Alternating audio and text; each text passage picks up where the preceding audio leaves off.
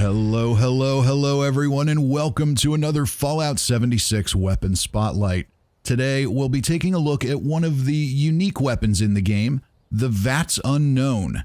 It's essentially a medic's alien blaster with better VATS critical damage and a critical meter that fills 15% faster. You get it when you complete Commander Daguerre's quest line, which starts with a quest called Crash Landing. It was added with the Wastelanders expansion and should pop up for you when you visit the Mire or the Savage Divide. This weapon is generally considered to be terrible, dealing low damage and suffering from the deficiencies that come along with energy damage in Fallout 76. So naturally, I wanted to test it out and see if it has any redeeming qualities. And it turns out that it does. Whether or not those qualities are enough to make it worthwhile are questionable, but that's why we're going to test it out. As always, I'm going to spend a little time here discussing the weapon and some of those redeeming qualities, as well as the build we're taking it out with. And, as always, I've also included timestamps so you can just jump ahead to the action if you want to skip that stuff. But for now, let's go ahead and take a look at the weapon itself. Taking a look at the weapon, we can see that in addition to it looking amazing, it has 3 legendary effects. Medics, which heals you and your team every time you get a critical, more damage for those criticals, and a critical meter that fills faster. While Medics probably isn't anybody's favorite, all these effects synergize well together and give us every incentive to maximize the number of VATS criticals we can achieve. We can also see that the damage on the weapon is quite low. It only deals 58 points of energy damage, and that's with me using Adrenal Reaction and Nerd Rage at low health. For this weapon to even have a prayer at being useful, we have no choice but to do this. That's also convenient because we can run full unyielding armor to boost our luck, which gets us more of the VATS criticals this weapon really relies on. As for mods, I kept it as it comes from the quest with 2 exceptions. I kept the long barrel and sharpshooter's grip for better accuracy and recoil, but I removed the scope, which, if my instincts are correct, gives me slightly better VATS AP cost. I also installed the fusion magazine, which lets us use fusion cells instead of alien blaster rounds, and while that does reduce the damage pretty significantly, the reality is that AB rounds are so rare that it's just impossible to use this weapon with them. Now, here's the interesting part, and it isn't listed anywhere here. This weapon seems to have some sort of integral sound suppression effect. That's right, it's an energy weapon, and it's quiet enough to use in stealth. I'll definitely be taking advantage of that on this run. Let's go ahead and take a look at mutations. And this is my high intelligence stealth gorilla that we've seen many times on the channel. We've got Adrenal Reaction for increased damage at low health, Bird Bones and Marsupial so we can jump high, land softly, and get extra agility. Carnivore so meat is more effective. Eagle Eyes to improve our critical damage and perception for better VATS accuracy.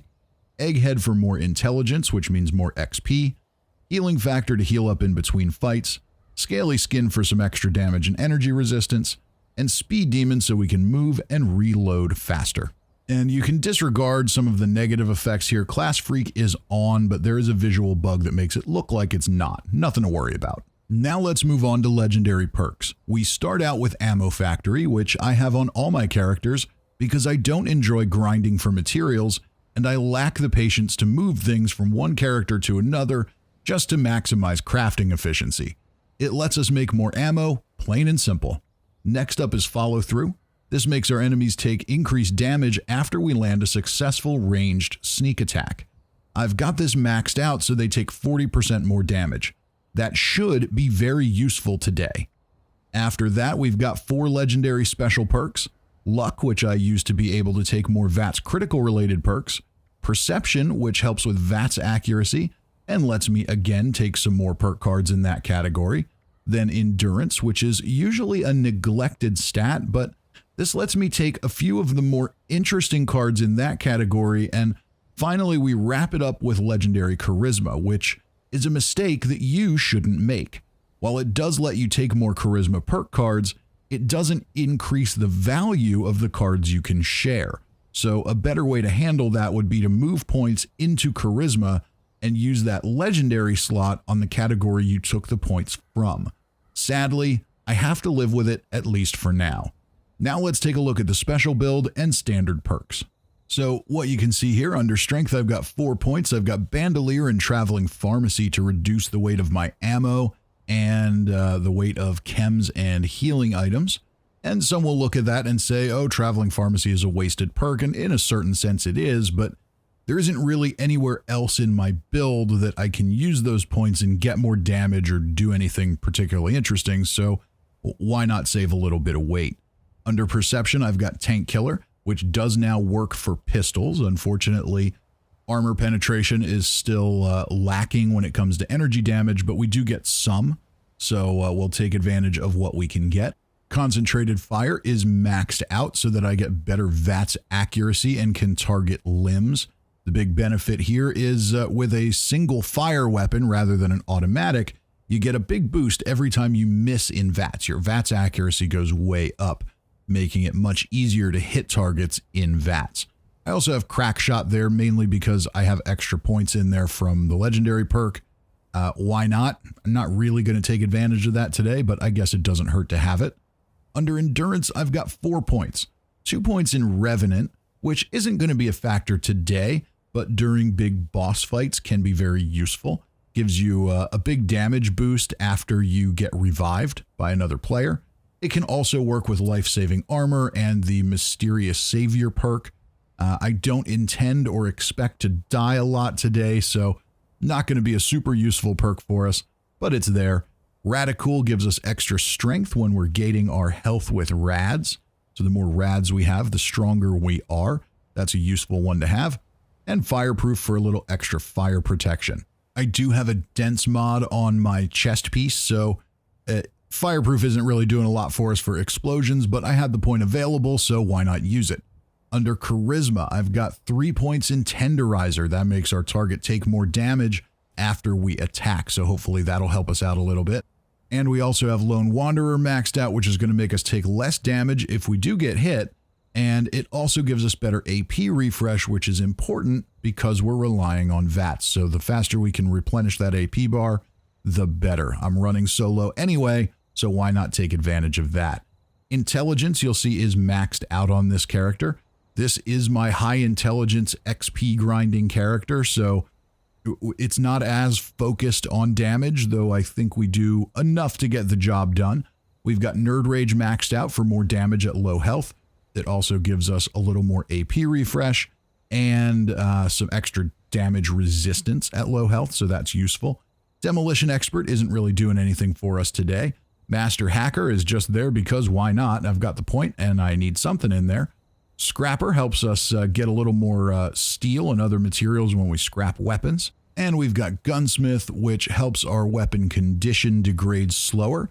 I'm a fan of that because, as I always mention, I don't like grinding for materials. So the fewer things I need to use to keep my gear up and running, the happier I am. Under Agility, we've got this maxed out so we can take all our Gunslinger perks and have high stealth. You can see Master Gunslinger, Gunslinger, and Expert Gunslinger, some more maxed out than others, because in this game, if we want to do a pistol build and combine it with stealth, we have to give some things up. It makes no sense. Pistols are underpowered to begin with. They really ought to just move those perks to Perception where they probably should have been all along. But I digress. We have to work with what we have to work with. So we've got as much damage as we can get out of those perks. And then I've increased my sneak perk here to 3. Now, you might think that Covert Operative to get more sneak damage would be a better use of that space, but what I found is that while this weapon is quiet and stealthy, it's not quite as quiet and stealthy as other suppressed weapons. So I found that without this, I was getting detected fairly regularly, but with it, I was safe. So that's why we're here. We're not going to get sneak criticals if we're not in sneak, so we got to keep that.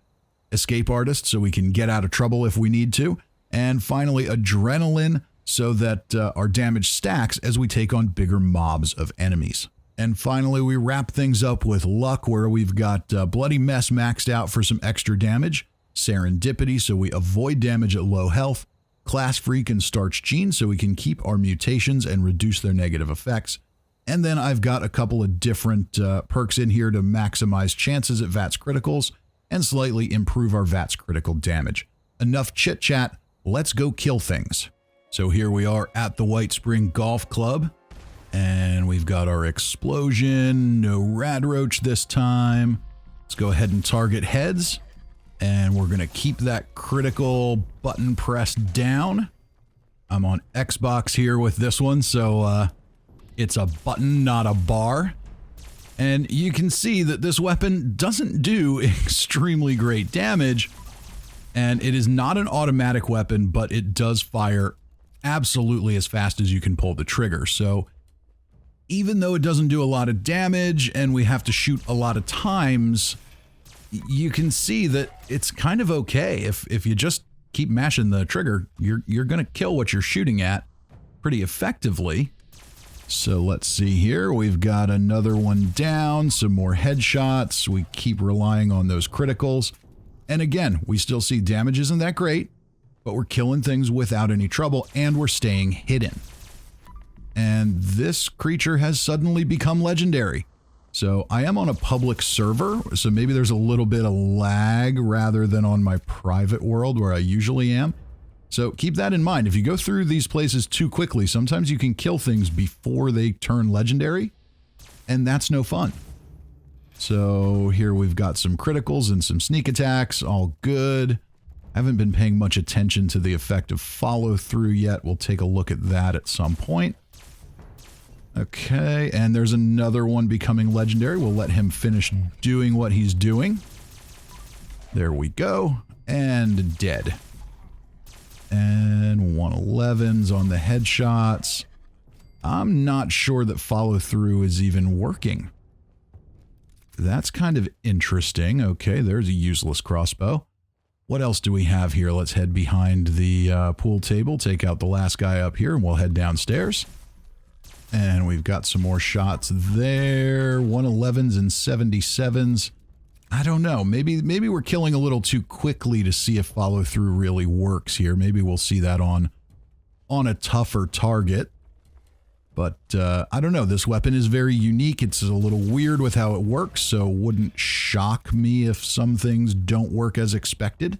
But right now, I'm just kind of happy that I'm staying hidden, because doing lower damage like this means we're at a little more risk.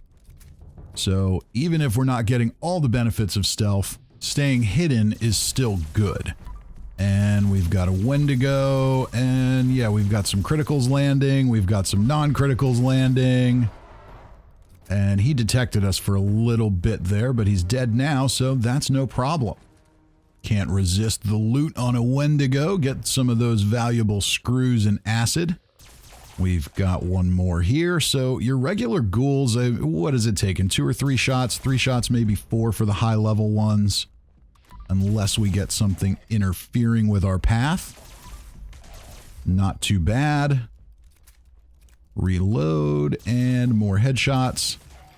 And there you could kind of see the damage jump, or not the damage jump, but the VATS accuracy jump with concentrated fire.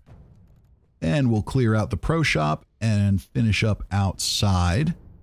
So far, we were detected once by the Wendigo, but that's really it. Okay, so far so good. And yeah, we can see that the VATS critical damage increase is significant, but once again, I don't think we're seeing follow-through process here, which is kind of sad because that would make this weapon considerably more effective. Yeah, 111s and then 98s when it's not a critical. Maybe it, I don't know, maybe it is. It's really hard to tell. The damage is so low on this weapon to begin with that it's just a little weird all around. And we've got a teleporting ghoul. There we go. Anybody left? Nope, I think we're all clear. Let's head into the deep. Now, the catwalk to Kami Land is going to be the big test. We've got liberators that are going to fall down here. We've got communist soldiers that can detect us. I often get detected here, even with conventional suppressed weapons. But so far, so good. I mean, we've got to really hammer these guys to kill them. That part's not good. but we're surviving and we're staying hidden. And that's the key here for me. Is this is a fun weapon. It looks cool, it sounds cool, the effect of the projectile is cool, so it's fun to use. And if there's a way to do it and survive, then that's good. So there is our VATS critical, or not VATS critical so much, but concentrated fire working to our advantage at a distance. But we were a little bit out of range to get good damage on those guys. And we took a hit there. And we've got another Liberator way down there trying not to get detected. We've still got one more hanging out in the ceiling. And you can see there's a little bit of delay on the damage sometimes. I think that's a combination of server lag and just the fact that the projectiles are slow. This is not a hit scan weapon, so you're not your projectiles are not contacting your enemy instantly. Bear that in mind as you use it. What? Okay. 309 on a communist soldier? Something's wrong there. 194? 194? That doesn't make any sense. That makes no sense at all, but these guys are dying easily. Okay, let's take a closer peek at that. And didn't see a damage number there. Now, I've often wondered about these communist soldiers because I've brought many weapons through here and found it odd how much damage they take. So, oh, we've got another Liberator hanging out here. Get rid of you.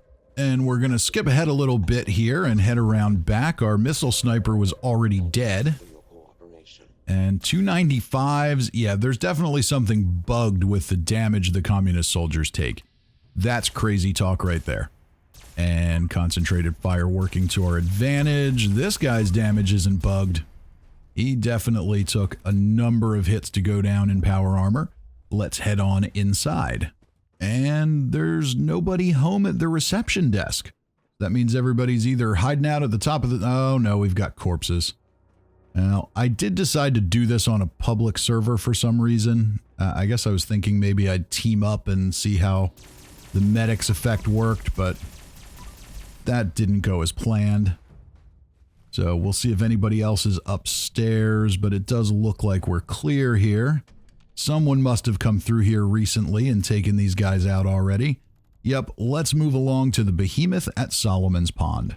Maybe we'll get a better idea of the effects of follow-through here with a tankier enemy.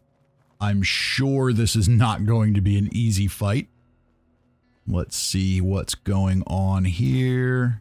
We'll land one attack, and that's interesting too. No sneak critical message popping up. Okay, we're getting lots of criticals as usual. Maybe follow-through's working. I think it's working. I don't know. Maybe I'm just worrying too much about that. But so far, we've gone through one magazine. We've got about a third of his health gone. And now we're almost through two. And he seems stunned, which is helpful. Okay, well, I mean, we're using a lot of ammo, but we got lucky here in that he's stunned. Maybe we crippled his head. I'll take it. It was definitely more shooting than you like to do for an enemy that's big and scary and tough, but I'll take a win when I can get a win. Let's try some Scorched and hunt down a Scorchbeast. Okay, so Scorched should have similar armor to those communist soldiers, and you can see here they're not taking nearly as much damage, so there was definitely something up with the communist soldier damage. I've wondered about that in other runs, and now I can confirm it. They just take an exceptional amount of damage. I don't know why, but they do. I think this is cool. When you shoot this in VATS at a distance, you can really see the projectile kind of curve and go to its target. I love this weapon. I love the design of it. I love the sound. I love the look. I really wish it did more damage. I like that I can sneak with it. That's fabulous, but it is really weak. Fortunately, it's using fusion cells, and the Wasteland is just lousy with fusion cells, so that's not too big of a deal.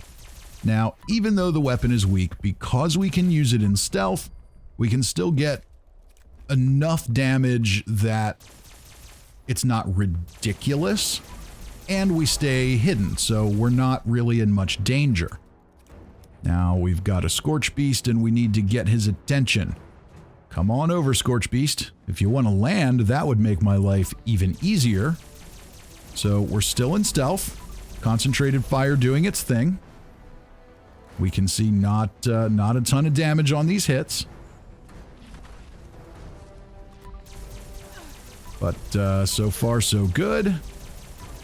Our VATS criticals are definitely doing significantly more damage than the non-critical hits. Not an easy fight, but we're still in caution. Even though he's right on top of us and we're shooting him in the face, we are undetected, but I better clean up some of these rads or I'm gonna die. Okay, Radix diluted, or Radaway diluted rather, and we're good. And there we go, he's down. So we can kill a Scorchbeast with the VATS Unknown, one of the most widely maligned weapons in the game. It does kind of suck, but it doesn't suck as bad as everybody thinks. Let's head over to Huntersville. We'll start off with some floaters. Okay, and critical's doing their job, and at this point, I do think follow-through works.